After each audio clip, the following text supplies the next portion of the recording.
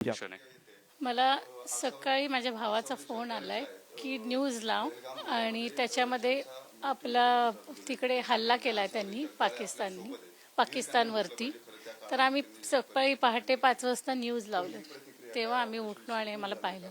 मला इतका अतिशय मनापासून आनंद झाला की मोदी सरांनी त्यांच्या लेकींचं कुंकू त्या भ्याड दहशतवाद्यांनी पुसलं.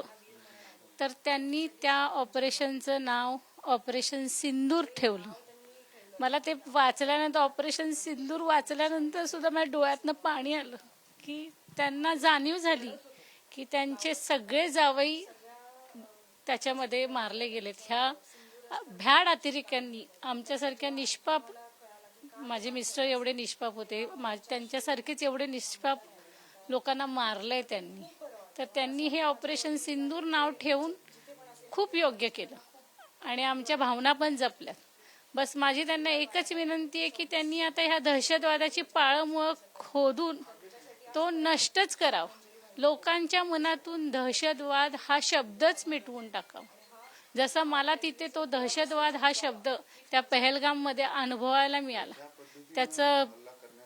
त्याची तीव्रता मी जी अनुभवली, माझ्या मिस्टरांना, मी संतोष जगदाळेंना मी रक्ताच्या थारोळ्यात बघितलं, 3-4 बुलेट्स मारताना पाहिलं. तर तो जो दहशतवाद माझ्या मनात बसला होता, तो दहशतवादच मोदी सरांनी, म्हणजे मी तर त्यांना वडिलांसारखं मानते, त्यांनी तो पाळंमुळं त्यांची खोदून त्यांना सगळा संपवावाच आणि आपल्या देशाला त्यांनी ह्या दहशतवादामधून मुक्त करावं. शब्दाचं फार मोठं महत्व आहे. सिंदूर या शब्दाचं महत्व कितपत? शब्दाचं महत्व त्यांना कळलं.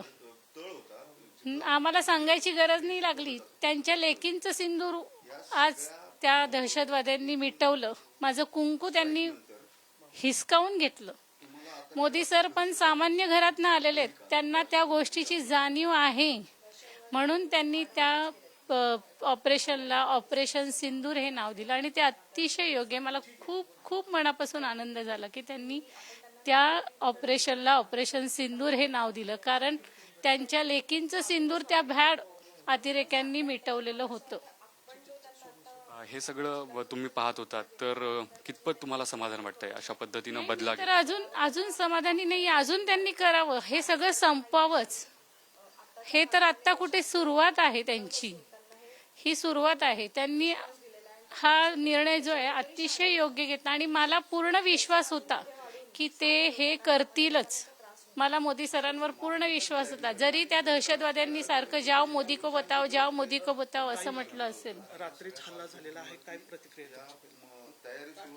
दादा आत्ता आपण बघतोय की आत्ता एवढा सगळ्या महत्वाचा जो युद्धाचा सगळा प्रसंग सुरू आहे, जिथे आपण पाहतोय की भारताकडून जी नक्षलवाद्यांची जी स्थळं आहेत त्याच्यावरती ज्या पद्धतीनं एअर स्ट्राईक करण्यात आलेलं आहे, त्यानंतर जे नाव या सगळ्या ऑपरेशनला दिलं गेलंय, ऑपरेशन सिंदूर, तर याच शब्दाचं या हल्ल्यात जे मृत पावलेले व्यक्ती आहेत त्यांच्या ज्या परिवारातले सदस्य आहेत त्यांना फार अभिमान आहे आणि मोदींकडे ते सगळेजण या सगळ्या हल्ल्यानंतर जो बदला घेतला आहे, जो बदला घेतला जातोय, या सगळ्या प्रकरणानंतर ते आभार व्यक्त करतात. सिंदूरचं महत्व या सगळ्या लोकांनी जाणलं आणि आम्हाला या सगळ्या आत्ताच्या ऑपरेशनमधून ज्या पद्धतीनं ह्या सगळ्या गोष्टी भारताकडून केल्या गेल्या, जो बदला घेण्याचा प्रयत्न भारताकडून सुरू आहे, त्याबद्दल समाधान जे ते व्यक्त केलं जाते. पुण्यात प्रगती जगदाळे यांनी त्यांची जी प्रतिक्रिया आहे ती पुढारी न्यूजशी बोलताना व्यक्त केलेली आहे.